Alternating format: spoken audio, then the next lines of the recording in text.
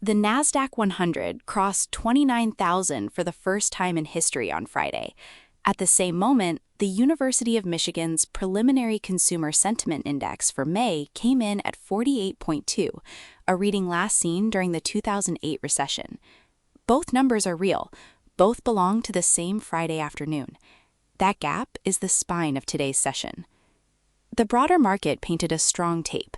The S&P 500 climbed 0.8% to close near 7,400, on pace for a weekly gain above 2%. The Dow held narrowly in the green, but the real engine was semiconductors. Micron Technology surged 11%, SanDisk jumped 11%, and Western Digital rose 3%, all in the same session, all tied to the same thesis, that AI infrastructure demand has created a memory supercycle with margin profiles the sector has never delivered before. Micron's cloud memory business unit posted $5.28 billion in revenue at a 66% gross margin.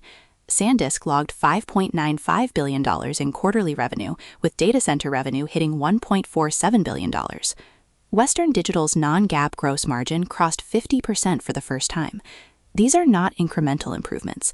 They are structural shifts in unit economics that analysts are now repricing in real time. The macro backdrop was complicated.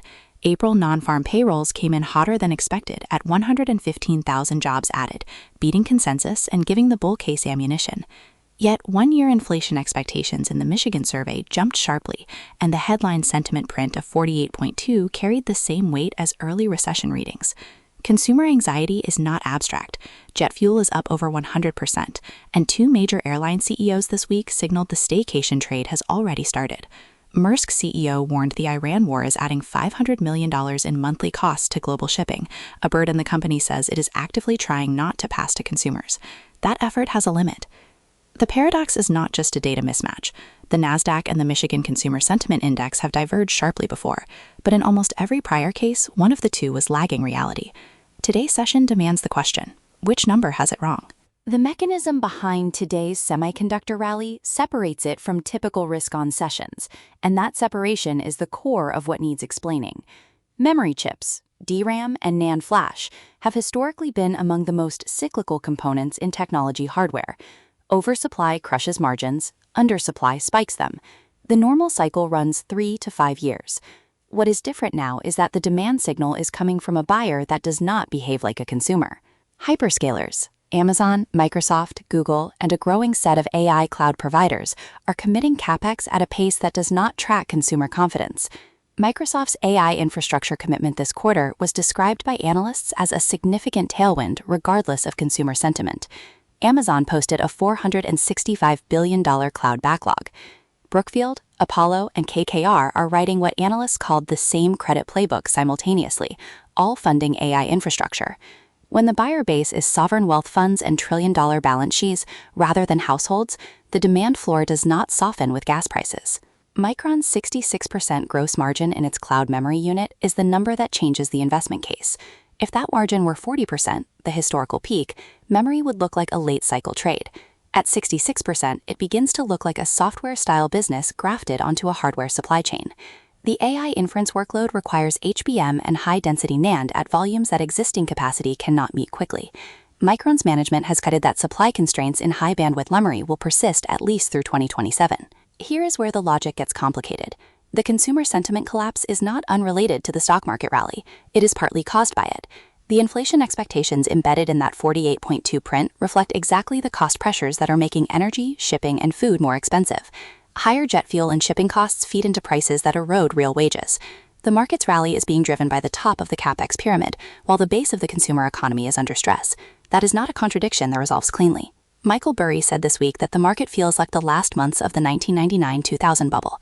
The last months of that bubble also had a bifurcated economy. Tech equity valuations detached from profit reality, while broader consumer and industrial sectors weakened. The difference is that in 1999, the profit detachment was speculative. Today, Micron's 66% margin is audited. The question is whether the consumer floor beneath the AI capex cycle can hold, and that is a question this session does not answer. Two readings will determine whether today's divergence resolves in favor of the market or in favor of the sentiment data. The first arrives next week, US CPI for April. If core inflation comes in above 0.3% month over month, the Fed's already hawkish posture hardens further, and the consumer's anxiety about purchasing power gets confirmation. The dollar, already weakening this week ahead of the print, would face a further test. The Nasdaq's ability to hold 29,000 above a hotter CPI number is the first real stress test for the bull thesis. The second benchmark is the Iran ceasefire outcome. Tehran's response was expected Friday and did not materialize with any breakthrough signal. Maersk's $500 million monthly cost figure is not the ceiling, it is the floor as long as the Strait of Hormuz remains an active conflict zone. If a ceasefire framework is reached before end of May, oil and shipping cost pressures ease, consumer sentiment has a mechanical reason to recover, and the bifurcation between markets and households narrows. If not, the gap widens. The historical parallel to watch is not the Nasdaq peak of March 2000, but the 6 months before it. From September 1999 to February 2000, consumer sentiment fell steadily while the Nasdaq gained nearly 70%. The catalyst for the break was not a sentiment collapse, it was a Fed rate hike cycle that repriced risk assets faster than AI capex could offset. The current Fed has signaled it is not blinking on rates. That is the condition Burry's warning depends on. The leaning from today's session tilts toward the idea that memory margins and AI capex are real enough to sustain the semiconductor rally through the next earnings cycle. Franklin Templeton's 7,000 to 7,400 year-end S&P 500 target rests on that same earnings broadening thesis.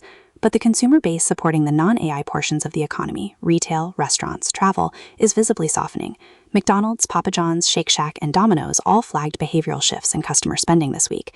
That softening will show up in earnings eventually. The benchmark to check next week is the May CPI print. If it comes in at or below 0.2% core, the bull case gets cleaner. If it comes in above 0.3%, the question is whether Micron's 66% margin is enough to hold 29,000 on its own, without the rest of the economy underneath it. Every day after the close, we publish a market wrap and key issue analysis. Subscribe to the channel.